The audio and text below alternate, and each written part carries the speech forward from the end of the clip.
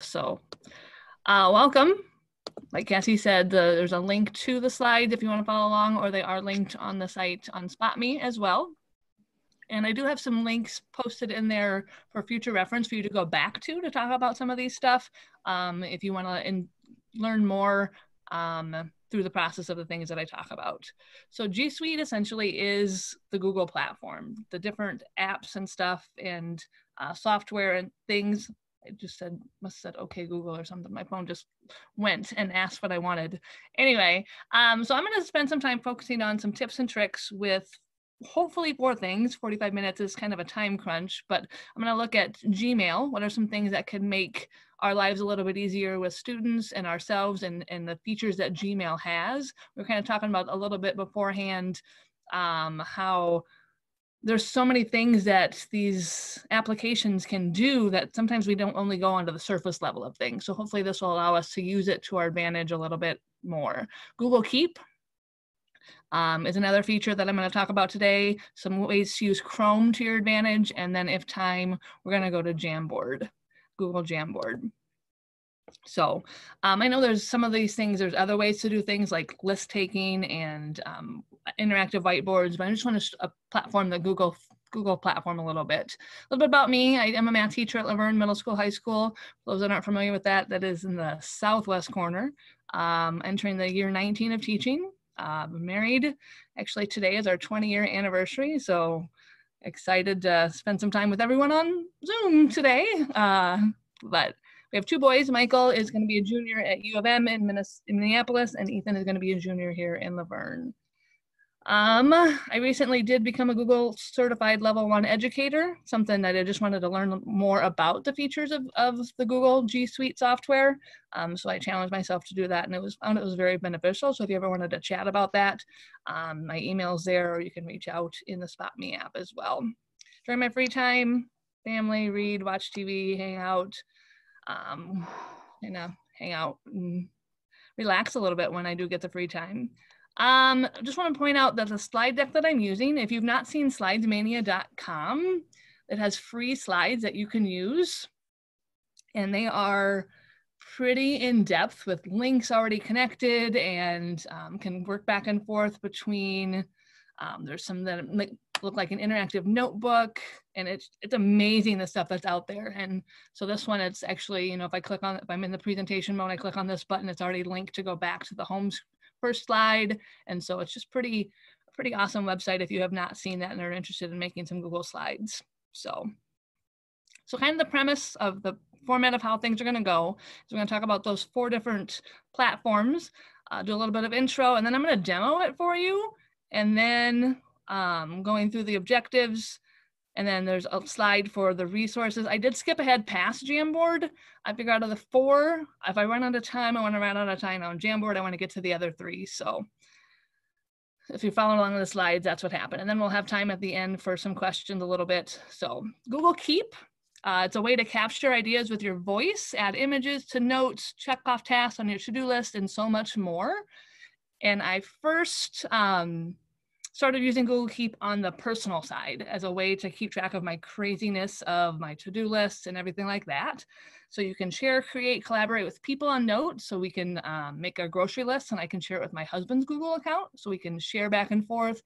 It'd be good for PLCs and other math teachers to if you're teaching the same subject, your to-do list, so you can kind of task those things out. And so I'm just going to go through a little bit of what that all looks like here. And so how do we get to Google Keep? There's a couple different ways to do that. One second.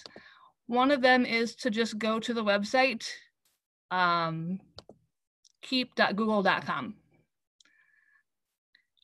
And so when you go to keep.google.com, there's an app that I use on my phone. If you're in the Google platform, the waffle, and then you're going to a lot of times have to scroll down a little bit.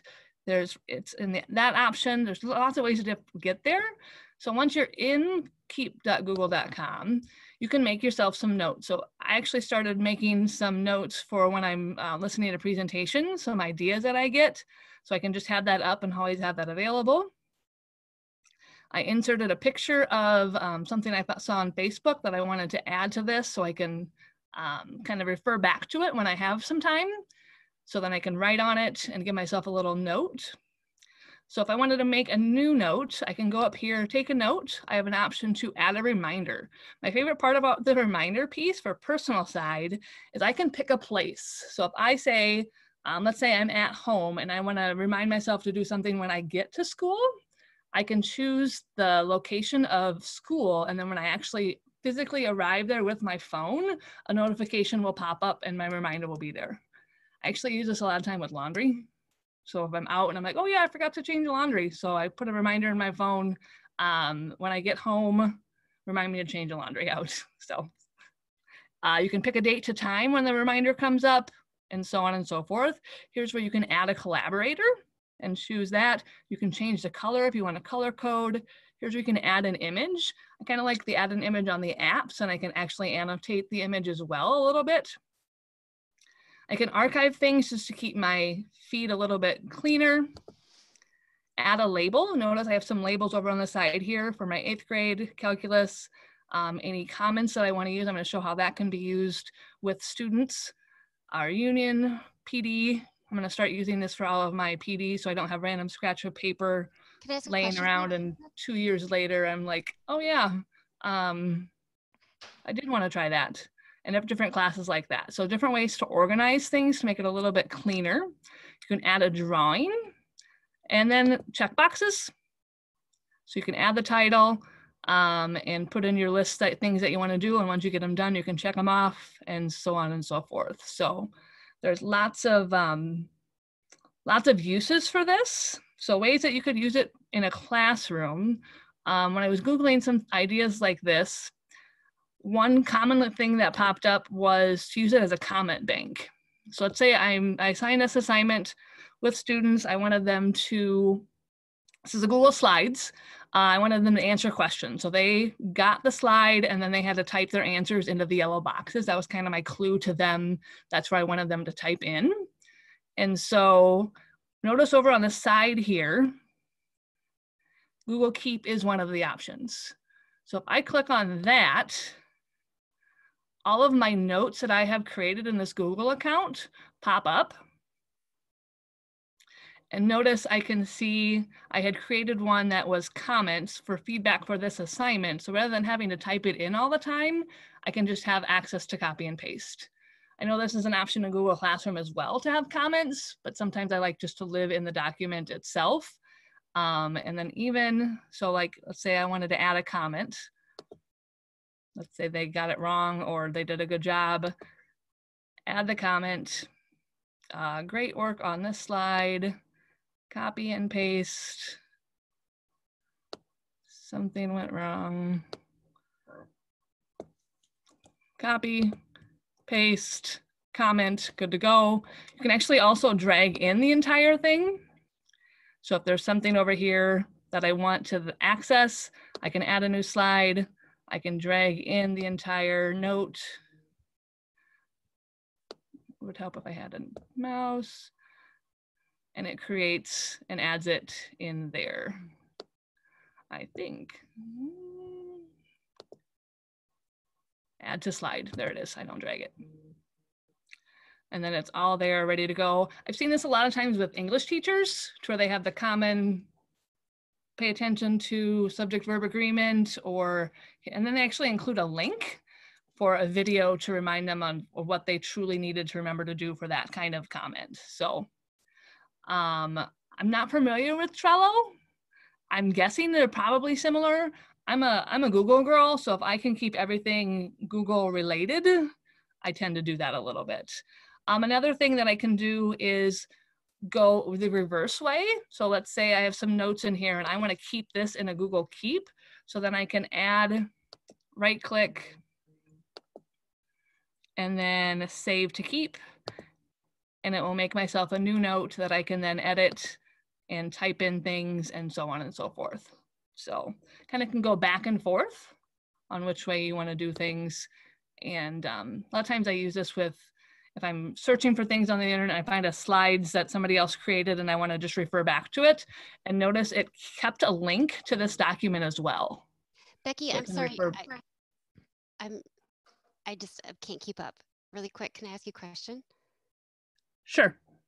Are Google Keep and like your slides, are they automatically connected or did you have to connect them somehow? I don't remember if I did something here that popped this up, if that's a setting or if it just automatically does. Does anybody have you seen this before? You have to, there's an arrow in the bottom right corner. That will allow you to see it? That will pull that panel back out. And then you see the calendar, keep, and task, maybe. So down in the bottom right corner, the arrow. Thank you very much. So if you don't see it, it's the bottom right. And this is in Docs as well, I believe. So, you know, have a comment bank. Some people want to put badging. You can have your badges saved in Google Keep and be able to slide those into documents. During distance learning, I used it for a list of missing student work. And then I could check it off, had an assignment for each, or a note for each one, and then could check off those once I turned it in. Some ideas that I found online. So I'm notorious for going to a staff meeting, getting the piece of paper, writing some few things on it, and then losing the paper, or starting a pile and at the end of the year having all those papers that I've never referred back to. Anyone else guilty of that?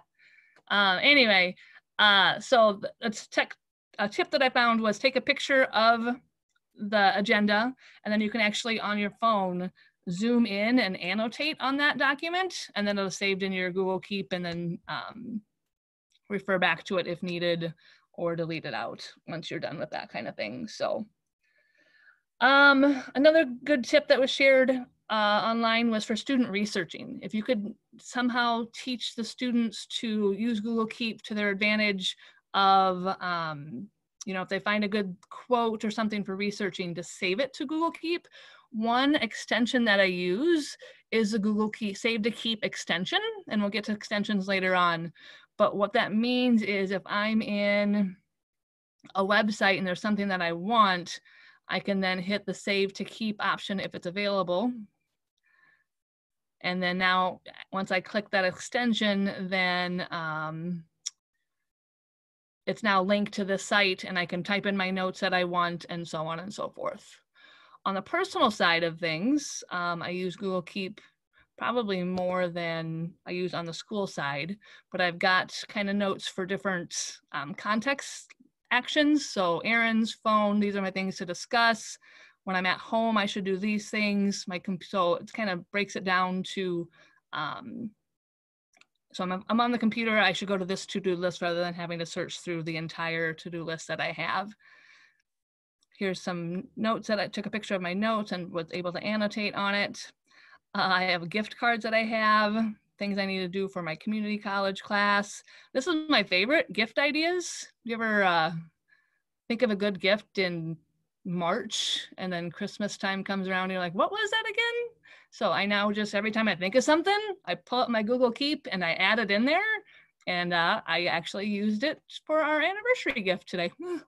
So it's kind of a neat thing to have access to and refer to. So let me check my list here. Grocery list, brain dump, gift idea. On the app, there is a voice recording option that you can use.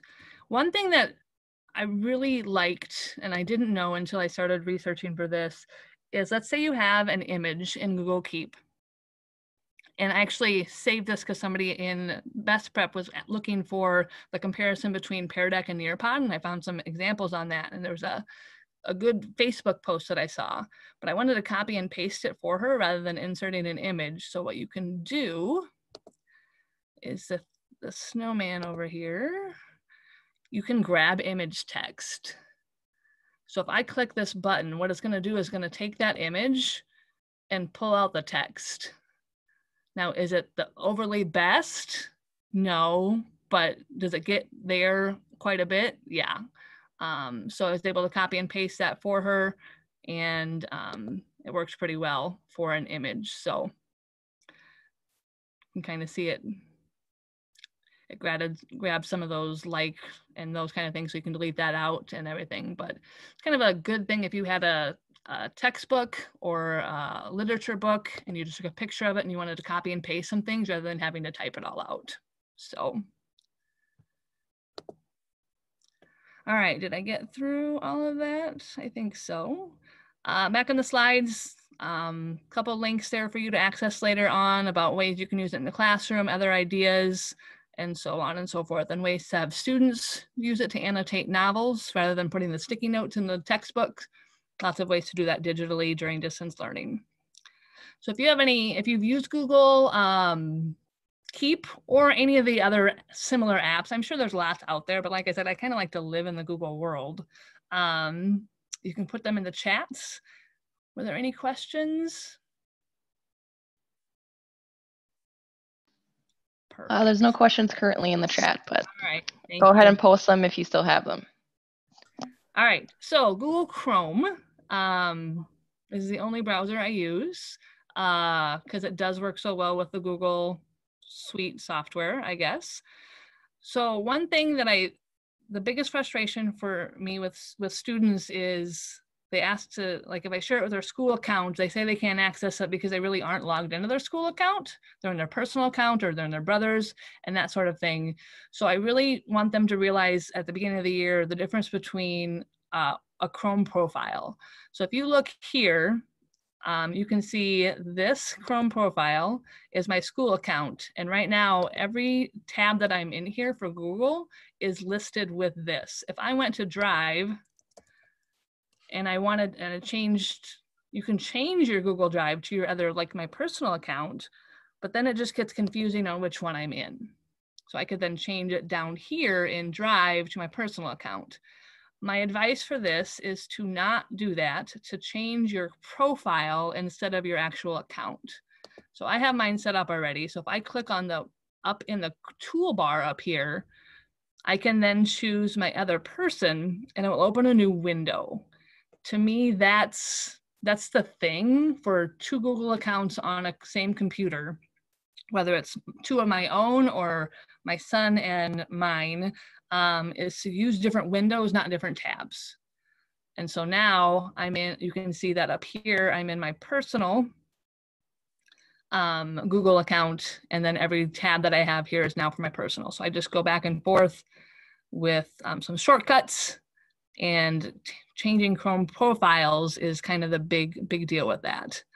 And there's a video linked on the next slide if you wanted to learn more about that, because sometimes your profiles might not be set up right away. And so being able to figure out how to do that would be too time consuming right now. So I linked a video if your people are interested in that. That way you don't have to, I can't have access.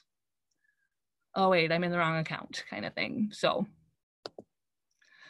bookmarks for me during distance learning was something that I spent some time truly understanding, and it became a lifesaver for me. I thought anyway, for a time saver. So I'm going to show you how bookmarks work for me anyway, how I set it up. I'm going to, I found this website this last night and I'd never seen it before. So I'm going to actually practice bookmarking with you guys on this website. Has anybody ever seen classroomscreen.com? So essentially I launch it and it allows me to pull up different tools that I can either present on the screen when we're on my board, when we're face-to-face, or even through Zoom when we're distance learning. But I can throw up some dice. I want 2 dice, get 2 random numbers really quick. I've got timers and so on and so forth. So this is a resource I definitely want to use during distance learning. And so a couple of ways to add it to the bookmark.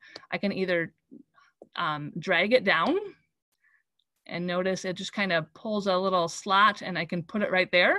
I can hit the star button and choose bookmark bar and add it that way as well.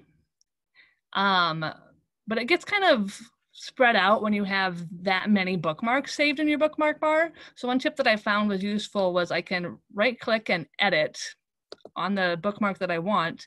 And if I can recognize the icon, I can just delete the name. And now that one is my classroom screen. I can see IXL is linked, my commonly used during distance learning. So if I edit, I see that the icon says IXL, I don't need the words there. And I can just add it. And I can see right there all of my bookmarks. Best tip I found during distance learning was your classwork pages, where you go back and look at the actual grading and all of the work in Google Classroom. Put those in bookmarks. So then I have each one of my hours on my classes. If I click on that, that will take me directly to second hour's classwork page. And I don't have to keep going back out and go to the different class and go to the home screen. And that just was a little bit of a time saver for me. If I wanted to add something to a bookmark folder, I would then could just grab it and slide it in and change things around. So hopefully that would be some helpful things for you. Incognito mode, this is something that I use a lot of times. I want to make sure I have the settings right on my links that I share out, but I don't want to, like a view only. I don't want to have to give edit access out. So I will open an incognito tab. That way I don't have to log out. Because if I'm in my account, obviously I'm going to have edit access, but I want to make sure it's right. So our school account actually doesn't have incognito mode. So if I go to my personal one, choose the little snowman there, or whatever you call it, new incognito window. Essentially, it opens up a window where no Chrome account is in, so that I can paste that in there and see, okay, do I only have viewing rights? Do I only have, does this non-school account window have editing access? If that's the case and I don't want my students to, then I don't want to use that link. So let's see, pin a tab. Sometimes there's some really important tabs that I access quite a bit and I don't want to accidentally close out. So let's say this presentation right here, I don't want to close out of it. So if you right click on it, one of the options is to pin it. And that way it's a little bit smaller. So those commonly used ones can just be right there and condensed in. Because if you're like me, I have a million tabs open at one time. And so they can be condensed in and it's less likely that I'm going to accidentally close out. But another one of my favorite tips that I found, if I accidentally close out, let's say I'm in this and I close out and I didn't mean to, if you hit on a Windows, Control-Shift-T, it opens the last close tab. Now a Mac, it would be, oh, I can't remember off the top of my head. But there's something with the T, if you open it back up, if you click those and just Google it, you'll figure it out. But it opens a last close tab. And I found that useful for when we're in person, because sometimes when you're walking around and they quickly like do something on their screen when you get close, once in a while I've caught a student or two that close out of their game right before I got over there because they're kind of tricky like that. So. Hey, Becky. Yeah. So we have a couple questions. Can you explain how you have a folder of bookmarks? Yeah, sure. So if you go up here to the snowman and click bookmarks, there is no bookmark manager. That would be one option. Another option is you can just truly drag two together, I believe. Nope, I lied. Let's try this. Right click, add folder. If you're just in the bookmark up here, the bookmark area, and you right click, oops, that did not work. If you right click on an area that's not like a link, you can add a folder. And then in the bookmark bar is where you want to have it. So then I'd click new folder and I want best prep and I want to save. And you can see I have way too many that it's not showing up. So that's when I can add some to, or so then let's say I want to put this one in best prep. I drag it, slide it down is the way I found to be the fastest for me. So I can drag this one over, put it in best prep. I can drag this one over, put it in best prep, and eventually they will hopefully all be visible. So. Great. And then one more question was asking you to explain incognito one more time. So essentially incognito, if you don't want, I think it's, if you don't want your history shown also, I'm not exactly sure, but the main reason I use it is, let's say I have a, like for these slides, for this presentation, I did not want people viewing the link that I had to be able to edit them. And sometimes I just get paranoid about that kind of stuff. So I copied the link that I was going to share, and then I open an incognito mode. That way I wasn't in my Google account. Because if I'm in my Google accounts, I'm going to have edit access whether it's the right link or not. And so I go to incognito where nobody is officially logged in. And it allows me to see, oh yeah, they do only have viewing rights, or wait, no, that's an editing right link and I don't want that. So it allows me to just kind of make sure I was right with my editing. So my link, hopefully that answered it. And there's something to do with it doesn't save history or cache. I don't know. That one I'm not overly familiar with. There's other reasons for it, but that's what I use it for. And then shortcuts, obviously Control N, Control T, new window, new tab. Sign out of Chrome. Kids got that one pretty quick figured out. Open a closed tab is, like I said, my favorite one. Chrome extensions. There are so many out there. It is crazy. So I'm just going to run through some of mine. Essentially what Chrome extensions are, they live in the Chrome browser, and it makes things more easily accessible for you on certain things. And if you go to the Chrome store, I just Google, I don't remember what it is, but Chrome store extensions.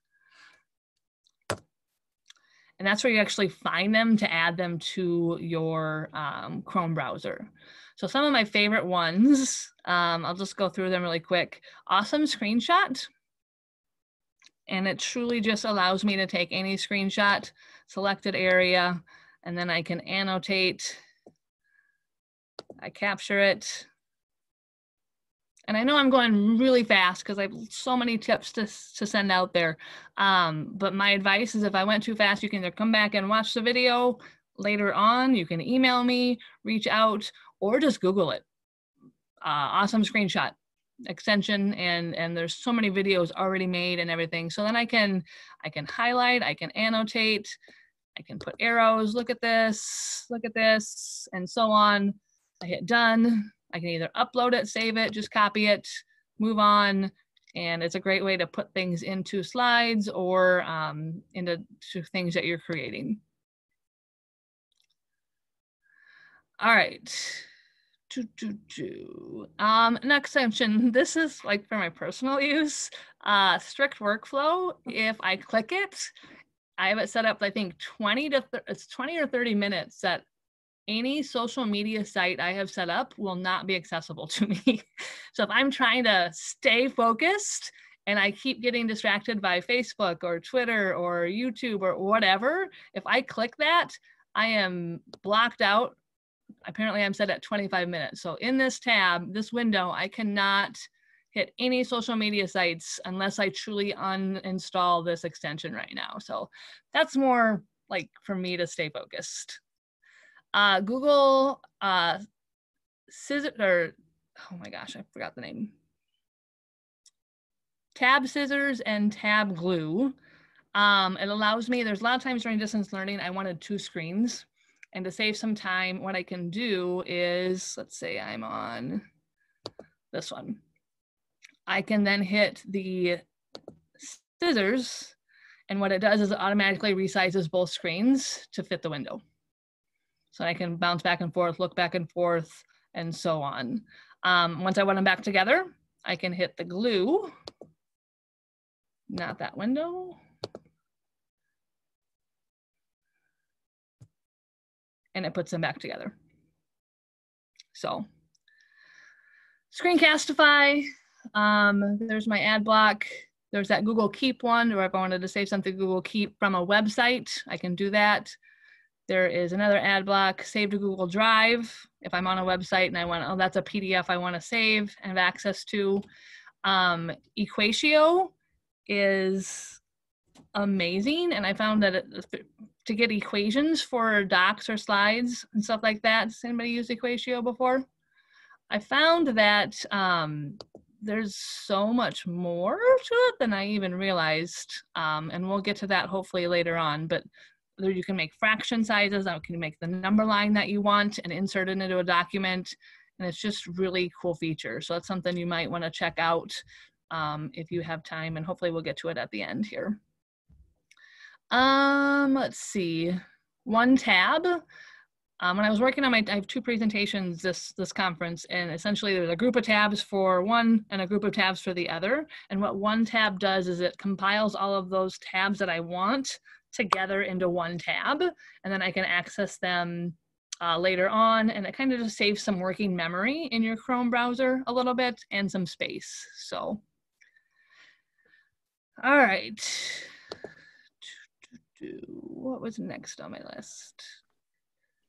Becky, there was a question going back to Google Keep. Do you want to answer that now or at the end? Sure, now it's fine. So the question was, you had a slide for students to respond to. How do you collect the student responses on Google Keep? Or do they respond in Keep?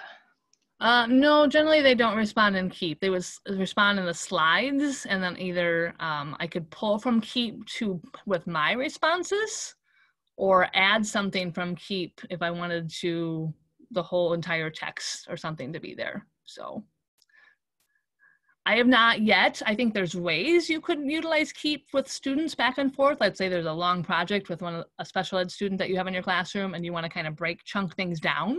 You could certainly teach that with the student and have them be able to kind of compartmentalize some of that project. So, last tip in Chrome was, I didn't know this, if you just type doc.new or slides.new or keep.new, what that does is it will bring up just a brand new Google Doc or Google Slides, and you don't have to go through Drive, you don't have to go through and then click the plus button, and just I'm all about time-saving techniques. So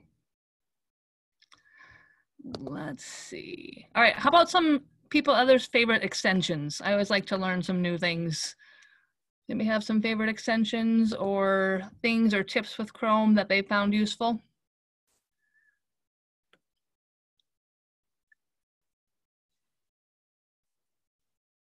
All right. Feel free to type it in the chat if you don't want to unmute as well. All right. Next up, I want to look at Gmail. Now, our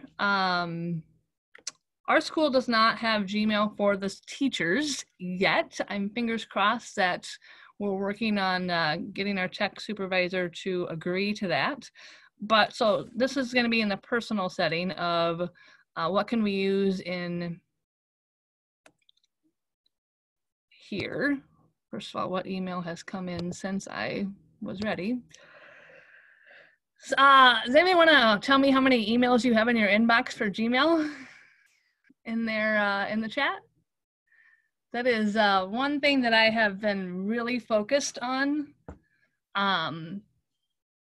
in trying to make it not an overabundance. So right now I actually have 1, 2, 3, 4, 5 in my inbox. And so I definitely use labels and folders to help me out with that. That way it's not something that I feel like I miss. Total or unread? Both? Nope, not sharing that one. I get it. All's good. But I've really found that using the folders and the labels in Gmail really helps out. And actually, you notice that one came away because there's a feature called Unroll Me that you can subscribe to, and you can take certain ones. And anyway, so settings. Take a look at your settings. There's so many different options and ways you can set it up. I'm guessing a lot of your Gmail does not look like this with the 2 panels like that. And so you can choose in the settings what you want it to look like. Do you want multiple inboxes? Do you want my inbox, and then one of my folders to be available already on the screen. See all settings. I just encourage you to spend some time looking at all of the settings that are available to you, and to make it more user-friendly for you as you go. One thing that I'm falling in love with is that Smart Compose. They may have that set up where you just start typing and it just kind of like finishes your sentences for you, and it's absolutely beautiful. Yeah, I see some people liking that as well. If you don't have that turned on, it's really cool. It's actually kind of freaky though sometimes. I'm like, yeah, that's what I did want to say. How'd you know? So, let's see. What other ones? Some other tips in Gmail is a scheduled send, especially during distance learning. Sometimes you don't get to emails until 9, 10 o'clock at night, and you don't want to respond to them then and let parents realize that you are working the whole time. So you can schedule send an email. Let me just compose something. Let's send one to my husband. James Ram, Sioux Falls tomorrow. So I start typing and it's, oh yeah, you want to send it to James. I am going to Sioux Falls tomorrow. How does, of course it's not typing. Does that sound? Is there anything I should pick up? Normally it does better than that. But anyway, let me know. And then I hit tab if that's what I want, and it's good to go. So down here in the send, if I choose more, that's where the schedule send lives. And you can choose when to send it. You can, a lot of times they auto-populate into something. You can pick the date and time and so on and so forth. So it's a good feature for distance learning, and just to kind of make those office hours more apparent. So Sioux Falls Park is amazing, isn't it? Yeah. All right, labels. So I kind of gonna go through some of these here and show you some of the techniques here. I kind of left these here on purpose. So this is from Stephanie. And notice right now when I click on it, it's actually in 2 spots. It's in my inbox and it's in my best prep folder that I have created. If I don't need it in my inbox anymore, I can X that out and it just lives in this one. If I need it in both, that's fine. This one, after a while, everything Stephanie, I just programmed to go to that one since it was definitely, I wanted everything housed in this one. So now that I don't need it anymore, I can just enter that, click that X on the inbox, and now it's no longer in my inbox. So here I need to, oh, I have a library book due. So I'm gonna go over to my Keep. Notice those are on the side as well. You've got calendar, Keep, tasks. So errands, I'm gonna add an errand to drop off library book. Once that's on my errands list, I'm gonna go over here and delete that email. They called from the Red Cross last night for blood donation. I click on that. I definitely want that in my calendar so I don't forget, because I will forget. And so I'm gonna go over here, highlight that date. If I hit the calendar option,